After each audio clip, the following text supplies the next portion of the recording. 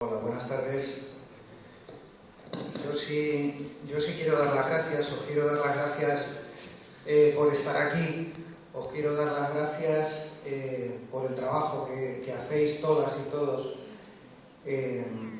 peleando y organizando esa resistencia. Os quiero dar las gracias especialmente a la gente que estáis en Stop Desahucios, aquí dando esa batalla diaria.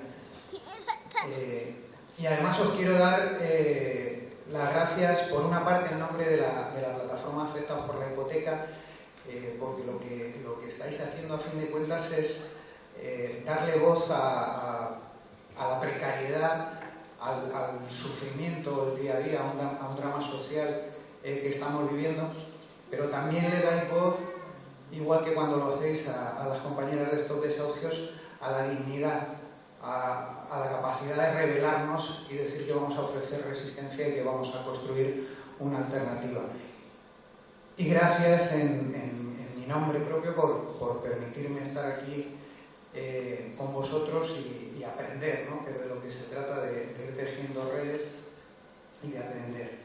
Y además quiero saludar vuestra iniciativa porque yo creo que el camino es el que estáis iniciando con esta plataforma social.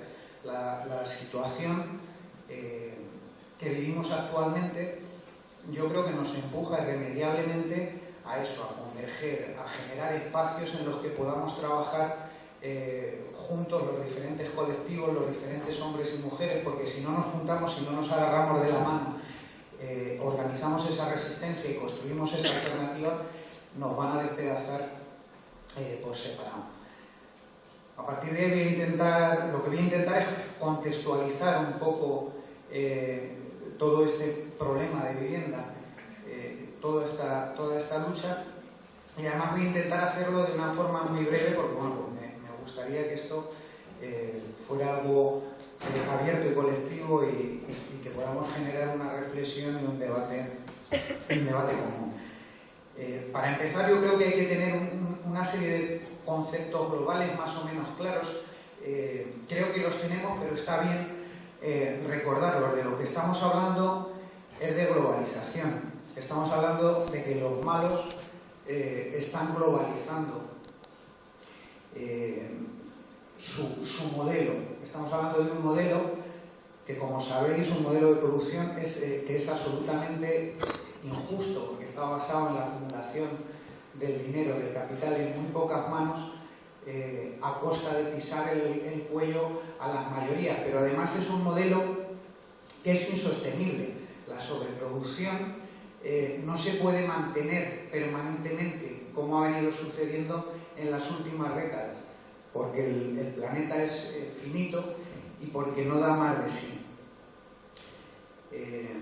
También es muy importante, y si alguno no lo tiene claro, lamento daros esta mala noticia, pero es importante tenerlo muy claro. Si alguien todavía a estas alturas piensa que estamos ante una crisis coyuntural, ante una situación que va a mejorar, que van a venir los brotes verdes el año que viene, o el otro, pues lamento mucho deciros que no es así.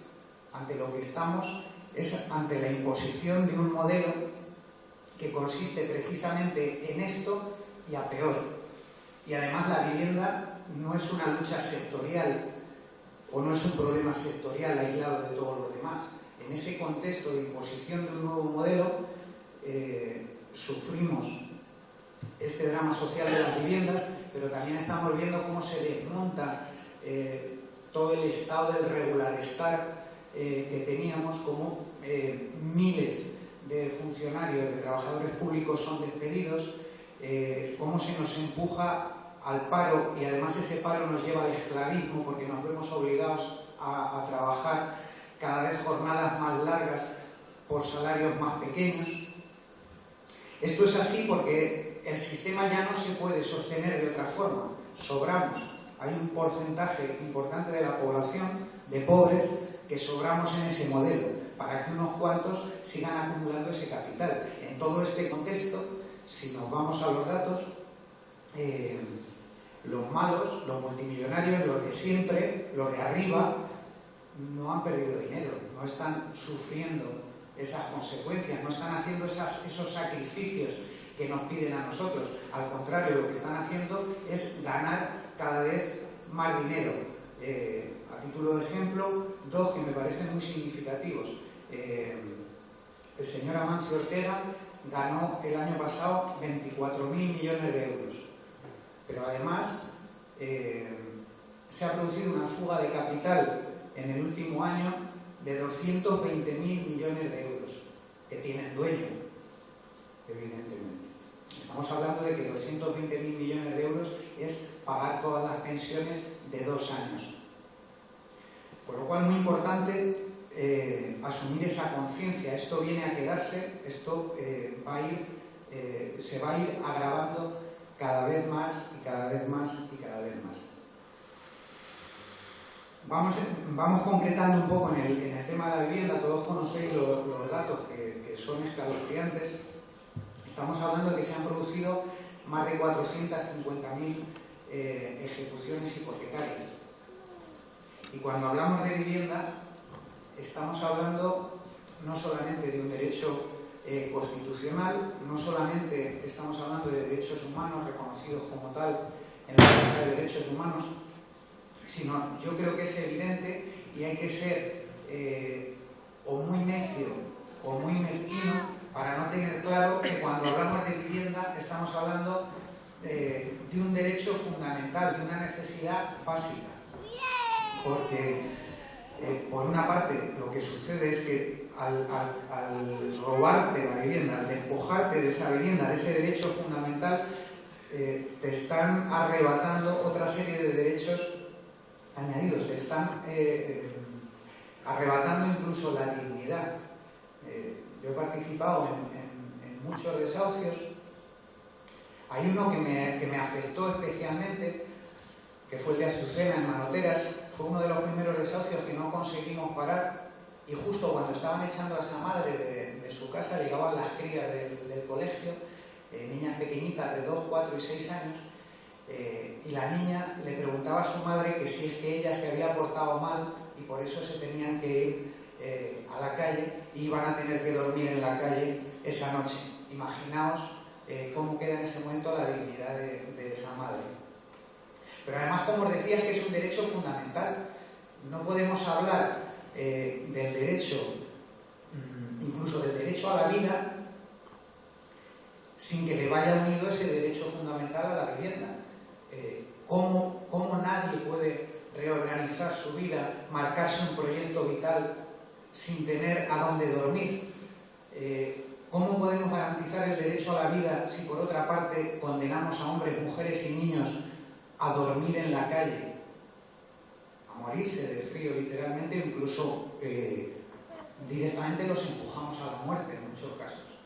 El año pasado 119 suicidios vinculados a la pérdida de la vivienda, y este año está siendo especialmente dramático. Esto además tiene causas. O sea, no estamos hablando de un desastre de la naturaleza, no estamos hablando de un castigo divino, sino que tiene unas causas evidentemente muy claras. ¿Qué es lo que ha sucedido? Como ya no se podía mantener esa sobreproducción, porque además en este país hemos sufrido el agravante de que hemos sido condenados geopolíticamente a ser un país de la periferia, del sur de Europa, junto con otros muchos, y el papel que nos ha tocado jugar, que nos han asignado, es ser un país de servicios y un país cuyo tejido productivo estaba fundamentalmente vinculado al sector turístico y al sector de la vivienda. Y claro, la sobreproducción de viviendas se puede mantener 1 año, se puede mantener 2, si necesitamos 250.000 viviendas anuales, que es lo que necesitábamos aproximadamente, y se están construyendo 800.000, pues 1 año, otro, hasta que llegamos a un excedente que ya es imposible de mantener, y además no tenemos tejido productivo alternativo. Y eso sucede ni siquiera porque el negocio sea la burbuja inmobiliaria, y ni siquiera porque el negocio sea la concesión de hipotecas. El problema es que, como ya no se puede sobreexplotar más a la gente, y además los malos han descubierto que para qué nos van a seguir explotando en el ámbito industrial si luego además somos un rollo porque nos ponemos de baja, hacemos huelgas, etcétera, etcétera? ¿Para qué van a ir por ahí si podemos intentar otro sistema mucho más sencillo, que es la especulación financiera, sin más? Aquí el negocio realmente era la titulización de la deuda, el coger esa deuda, esas hipotecas, poderlas empaquetar, convertirlas en títulos y especular con ellas en los mercados secundarios. Eso lo que supone, evidentemente, es que los bancos lo que quieren es tener muchas hipotecas y cuanto más altas, mejores, para ir a esa especulación. Y a partir de ahí se produce, como sabéis, incumpliendo incluso las normas laxas, las recomendaciones del Banco de España, se produce, por una parte, una sobrevaloración de la vivienda. La vivienda realmente nunca ha tenido el valor que le estaban dando los bancos, le estaban dando un valor sobredimensionado porque querían hipotecas muy grandes. Y aquí hago un pequeño paréntesis para contradecir a las compañeras cuando decían que ellas no son afectadas por la hipoteca, y para daros otra mala noticia. Afectados por la hipoteca sois todos. Por una parte están los afectados directos que ya no pueden hacer frente a su hipoteca porque directamente han perdido su puesto de trabajo, se les está obligando a trabajar por salarios ínfimos, tenían un pequeño negocio y no son capaces no pueden sacarlo adelante porque no hay mercado. Esos son los afectados que vemos directamente. Pero luego hay una segunda fase de afectados, que sois los que todavía tenéis el privilegio, entre comillas, de poder hacer frente a trancas y barrancas al pago de vuestra hipoteca. Sois afectados porque os han engañado. Os han dicho que la vivienda que estabais hipotecando tenía un valor que era mentira. Con lo cual, resulta que el que ha firmado una hipoteca de 150.000 euros, a lo largo de la vida útil de ese préstamo, le va a devolver al banco 320.000 por un bien que realmente tiene un valor de 70.000. Con lo cual, también os están condenando directamente a la miseria y a la pobreza. Pero además, hay una tercera fase de afectados, que sois todos los demás. Porque lo que se ha producido con esa sobrevaloración y con esa gestión temeraria del riesgo es que se ha generado una deuda ficticia, una deuda de dinero falso, una deuda que no tenía nada debajo. Y además, cuando los bancos, por esa mecánica, por esa forma de trabajar, entran en una situación de quiebra técnica, que es la situación real que tiene el sistema financiero español y europeo actualmente, a los bancos le hemos puesto encima de la mesa de nuestro dinero, entre ayudas directas y ayudas indirectas, tanto a bancos como a cajas, 720.000 millones de euros. Con lo cual, lo que hemos hecho es traducir esa deuda ficticia generada por la parte hipotecaria, por la deuda convencional empresarial, la hemos trasladado también a deuda pública. Con lo cual, se ha generado una deuda que, además de ser injusta, además de ser ilegítima, porque está generada, como os digo, de forma falsa para seguir especulando con ella, pero además de todo esto, que lo podemos discutir, es imposible de pagar. Si pensáis por un momento en vosotros mismos, que podéis ganar en vuestra vida útil trabajando, vamos a suponer 200.000 euros, y resulta que tenéis una deuda adquirida de 300.000, no los vais a poder pagar nunca. Os puedo poner patas abajo, os puedo cortar las orejas, os puedo dar palos en el cogote, no vais a poder hacer frente a esa deuda. Eso es lo que está sucediendo ahora. Hay una deuda que es imposible de saldar, nos estamos cargando todos los servicios públicos y todos los derechos básicos y fundamentales y los estamos convirtiendo en un negocio en aras a una deuda que es imposible de saldar. No se puede saldar la deuda que hay contraída, sobre todo con la banca europea y también con la banca y además, como os digo, como además hay que buscar nuevos nichos de negocio, porque los malos quieren seguir acumulando dinero, pues vamos convirtiendo más sectores públicos en un negocio. ¿Dónde hay negocio? En la sanidad. Estos pobres, el que quiera sanidad, que la pague, y yo tengo otro negocio, yo tengo otra vía de seguir ganando dinero. ¿Y que se van a morir unos pocos pobres porque no se van a poder pagar la sanidad? Pues sí, pero bueno, tampoco es tan grave. Total, son pobres. Y el siguiente paso que ya se está dando es la educación.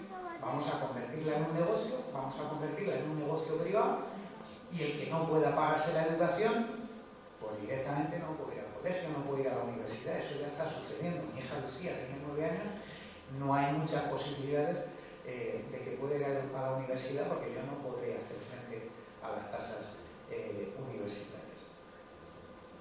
Pero bueno, no es grave, porque para eso tenemos un sistema judicial al que podemos recurrir y protestar. Pero ese también le convertimos en un negocio. Vamos a meter tasas judiciales, el que quiera ir a segunda instancia tiene que pagar. No, pero es que yo soy pobre y no puedo pagar. Mala suerte. Con lo cual estamos convirtiendo todo ese estado del regularestar que teníamos en un macro negocio. Eso cuanto a la parte económica, y no me quiero enrollar mucho más, que al final cojo hilo. Si veis que tal, me pegáis un zapatazo directamente, lo único que me avisáis para quitarme las gafas. Y luego tenemos otra parte, tenemos la parte que podemos llamar política. Resulta que el poder político, supuestamente, debería de ser el poder que controlara el poder real, que es el poder económico, porque tendemos a focalizar un poco y es normal, ¿no? Porque además todos los días sale un autobús lleno de ladrones del entorno de la política, con lo cual tendemos rápidamente a poner el foco en esos políticos. Nuestros gobernantes son marionetas del poder real actualmente. En lugar de ser las herramientas, los servidores realmente del pueblo, que ejercieran ese control sobre el poder económico, que es el poder real, para que no nos pisaran el cuello, se han convertido en sus marionetas. Y además, en el caso concreto de nuestro país, pues directamente vivimos en una farsa. Nos cuentan que vivimos en un Estado social, democrático y de derecho, pero evidentemente no es así. O sea, a mí si no fuera por el drama social que hay detrás, me daría la risa floja, diciendo que esto es un Estado social que ha puesto en la calle a patadas a 450.000 familias y que les persigue con una deuda vitalicia. ¿Dónde está el Estado social? Un Estado en el que hay 12 millones de personas por debajo del umbral de la pobreza. ¿Dónde está la justicia social de ese Estado? 3 millones de personas en riesgo ya de exclusión social. Ya no estamos hablando de pobreza, estamos hablando de exclusión social, de gente que vamos a tirar directamente al barranco, al abismo, y que no vamos a poder recuperar. Un 25% de pobreza infantil. ¿Dónde está el Estado social? Pero además nos dicen que es un Estado democrático.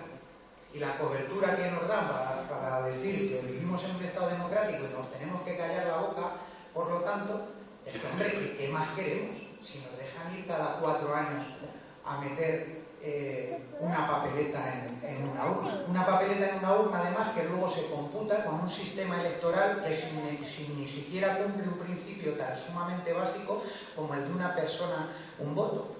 Y mi voto vale 10 veces menos que el del votante de otro partido político. Y además no tiene ningún instrumento eficaz de participación. Para mí eso no es un sistema democrático, un sistema en el que además se presenta una iniciativa legislativa popular como la que ha presentado la plataforma Afectados por la Hipoteca, con el aval de más de 1,5 millones de firmas, si contemplamos las de los inmigrantes, con el respaldo de un 90% de la población, y resulta que los que dicen que nos representan tumban todo ese trabajo. ¿A quién representan? Representan de encargo y previo pago contado, y en sobre o en caja de puros. Pero además ni siquiera estamos hablando de un Estado de Derecho. Y eso ha quedado claro, entre entre otras muchas razones, ¿no? Estamos hablando de que realmente no hay una separación de poderes, tenemos un tribunal constitucional directamente sometido a los partidos políticos, vivimos en un bipartidismo atroz, en una dictadura de una oligarquía bipartidista, y además ha quedado claro que ni siquiera es un Estado de Derecho con esta última sentencia del Tribunal de Justicia Europeo por vincularlo al mundo de la vivienda. Esa sentencia dice que no se cumplen principios tan básicos en el derecho como el de tutela judicial efectiva, que además realmente no es un procedimiento eficaz el de ejecución hipotecaria porque no se puede entrar al fondo de ese contrato. En este país en el que el banco, que también lo dice la sentencia, hay una parte, el verdugo en este caso, que impone una serie de condiciones a la víctima, aunque el banco en esa escritura de hipoteca te esté diciendo que tienes que vender a tu madre porque la prioridad es pagar la hipoteca, no puedes entrar, o hasta ahora no podías entrar en ese fondo del contrato, te estuvieran contando lo que te estuvieran contando. Con lo cual no estamos hablando de un Estado de Derecho, como decía en el vídeo que veíamos antes José Luis San Pedro. Además, no hay una igualdad efectiva ante la ley. Si eres un pobre desgraciado como nosotros, que vas a parar un desahucio, que ejerces esa solidaridad de clase que ha puesto en marcha todo este movimiento, no solamente te cosen a garrotazos, te llevan detenido, sino que sales de allí con una imputación penal, y sin embargo, si eres una infanta, aunque te imputen, no te preocupes porque va a ir el fiscal rápidamente a recurrir esa imputación, ¿no? Entonces, en este contexto y con una idea clara, que es la de que no vivimos realmente en ese Estado social y democrático de derecho, y con la idea clara de que con este modelo no hay ninguna salida, no hay ninguna alternativa, o sea, si damos por bueno este modelo, si decimos que este es el único modelo posible, pues directamente hay que darle la razón al PP. Tiene razón, nos tenemos que morir el 60% de los de abajo, los pobres, porque los ricos tienen que seguir ganando dinero. Entonces, en ese contexto es en el que nace la plataforma, diciendo que evidentemente no es así, sino que sí que existen otros modelos posibles y sí que hay forma de ir hacia ellos. ¿Y cuál es la idea base de la que nace la plataforma de afectados por la hipoteca? Pues la que nos contaba también el profesor San Pedro. Cuando se están conculcando sistemáticamente derechos y necesidades fundamentales, no solamente el fundamental, es absolutamente legítimo ejercer la desobediencia civil, porque no hay otra vía, porque no nos dejan ninguna vía, porque la ILP es una muestra clara de lo que os digo. Nos dicen, tenéis que ser chicos buenos, tenéis que exigir, que ir por las vías legales, porque no podéis protestar, que tenéis que ser buena gente. Y les hacemos caso, encima somos buena gente. Y decimos, vale, pues ahora lo vamos a pelear en los juzgados, vamos a presentar una ILP, vamos a seguir todos los canales que nos estáis diciendo que son los que hay que seguir. Y cuando los hemos seguido, se ríen de nosotros. Nos dicen, nos hemos engañado. Habéis estado perdiendo el tiempo, habéis estado tirados por las calles recogiendo firmas como locos por la mañana, por la tarde y a todas horas, y no os vamos a hacer ni puñetero caso, porque nosotros a quien representamos es a los malos, es a la banca, es a los especuladores financieros, es a las grandes multinacionales. Con lo cual, ¿cuál es la opción? El ejercicio legítimo de la desobediencia civil, porque ¿por qué voy a estar yo plegándome a un modelo que me está pisando el cuello de forma constante? Y esa es la línea de acción que pusimos en marcha. ¿Cómo? Pues la más visible de todas es la paralización de desahucios, el impedir que se ejecute una sentencia judicial injusta.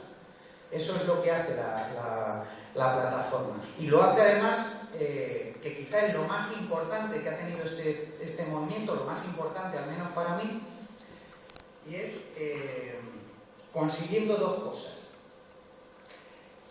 La más importante de todas es, porque la gran herramienta que utiliza todo este sistema, todo este régimen para tenernos controlados, todos lados, es el miedo.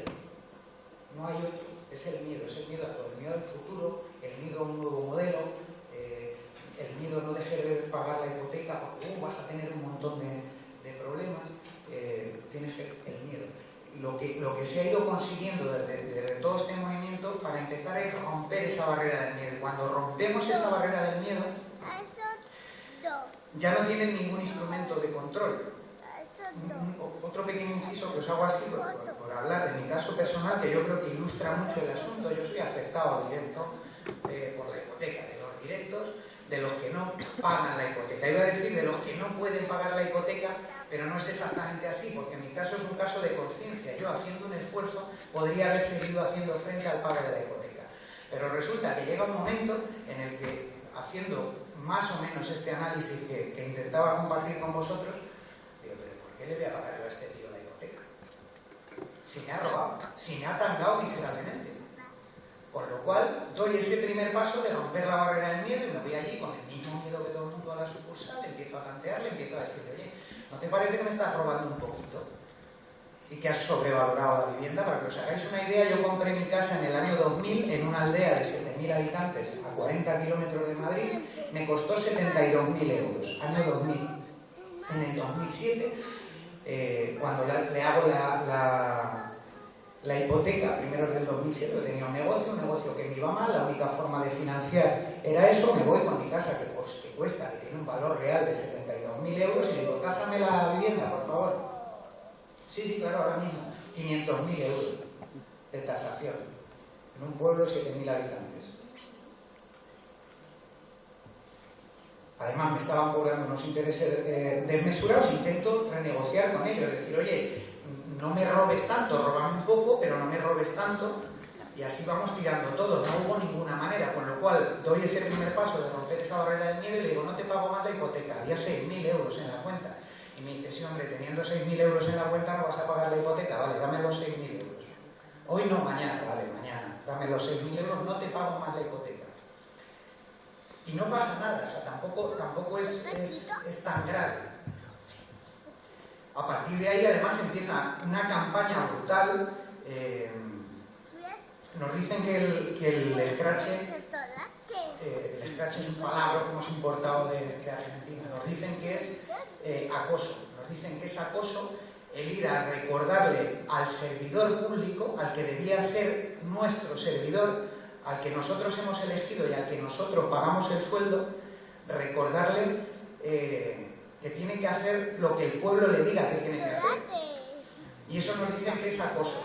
Sin embargo, lo que empieza cuando tú dejas de pagar esa hipoteca, como yo hice, que te llama constantemente el del banco, se lo da una empresa de recobro que te llama a las 3 de la mañana, te mandan incluso un tío a tu puesto de trabajo, mientras tú estás trabajando, a putearte allí, a decirte que debes pasta, para que el jefe te ponga nervioso.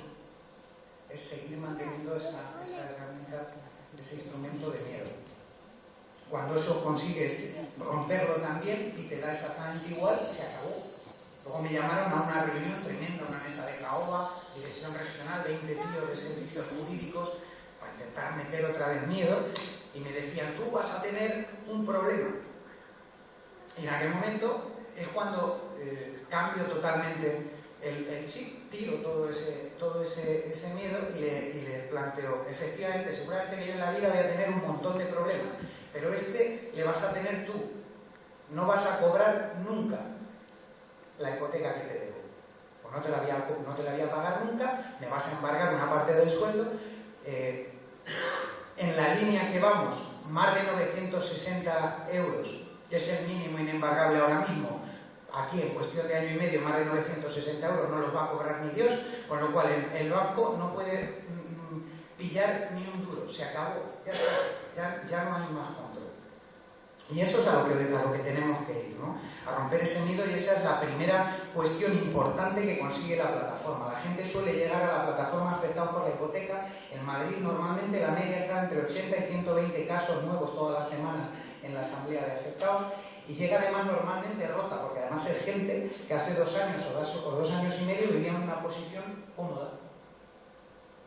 Era una pareja, trabajaban normalmente los dos, sueldos bastante majos, pagaban la hipoteca holgadamente, pero de pronto uno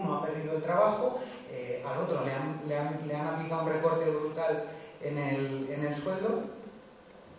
Ya están empezando a llegar incluso exdirectores bancarios, sobre todo de Banesto, que ya los empiezan a echar y además no les mantienen las condiciones que tenían. Esa gente llega a Ronda y una vez que se incorpora ese trabajo en la plataforma, esa participación activa en la plataforma, que como decían ellas, es lo más importante, no tiene otro sentido. O sea, la plataforma afectada por la hipoteca, el movimiento de estos desahucios, no es una gestoría, no es una asesoría. O sea, si lo que queremos es gestores administrativos, pues los hay por ahí que van, te pagas 30 euros y te hacen un apaño en la hipoteca. No. Se trata de romper esa barrera del miedo, se trata de participar, de organizarse, de construir algo muy importante que es la solidaridad de clase, la solidaridad de los de abajo, que es lo que a día de hoy a mí todavía me emociona.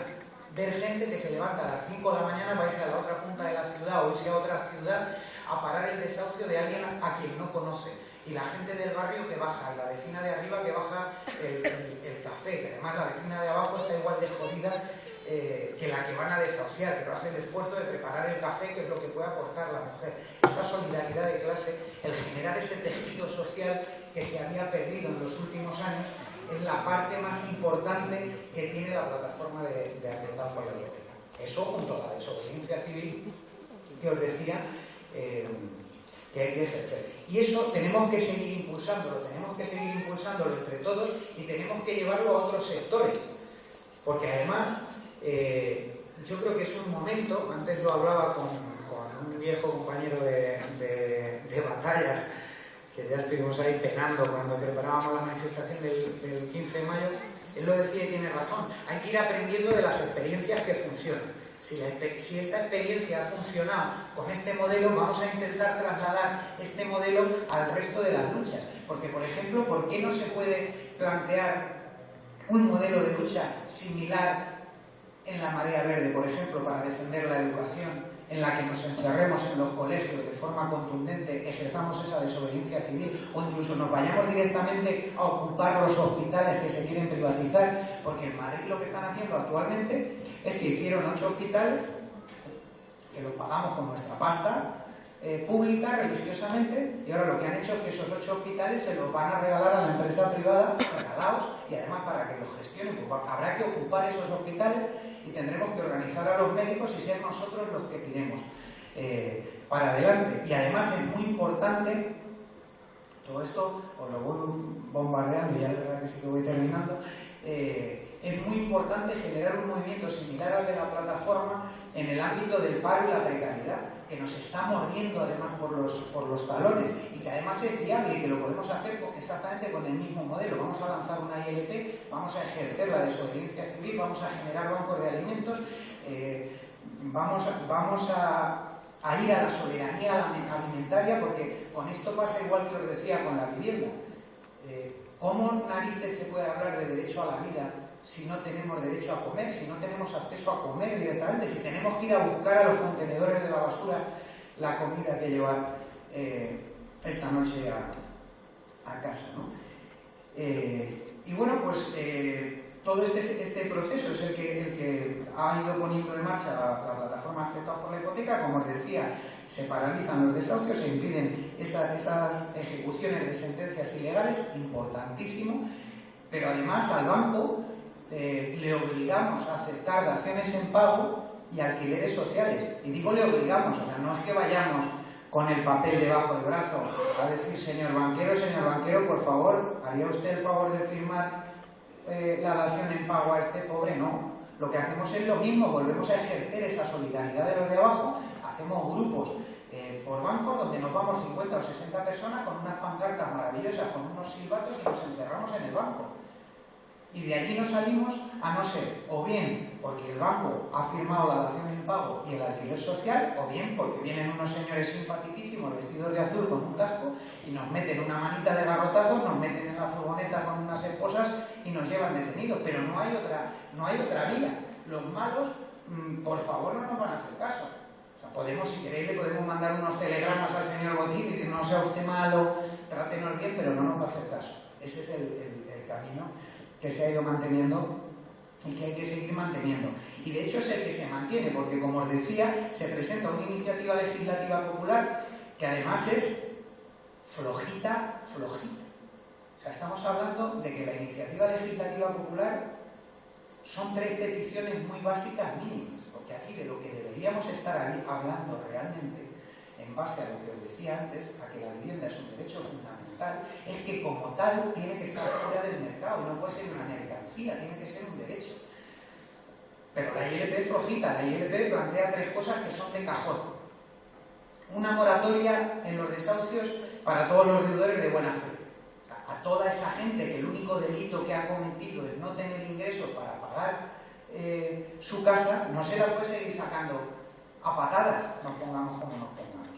La segunda reivindicación también es muy sencillita, es una ley de dación en pago que obligue a la banca, no como la mierda de decreto esa que hizo el ministro de Guindos, que no sé si es que es tonto, que se cree que los tontos somos nosotros, hizo un decreto que no sirve de nada, le pide por favor al banco que a ver si hace el favor de firmar daciones en pago, si eso ya lo tenemos, oiga, si eso no nos hace falta. Eso es como si le pide usted por favor a los leones que no coman cebras. Esa dación en pago tiene que ser obligatoria. Todos los bancos, porque los bancos fueron los que tasaban las viviendas, los bancos fueron los que concedieron hipotecas que sabían que no se iba a poder devolver. El primer desahucio que se paga en Madrid, el de Anuar y Tatiana, es una hipoteca de 250.000 euros sobre un piso interior de 38 metros en el barrio de Tetuán y además concedida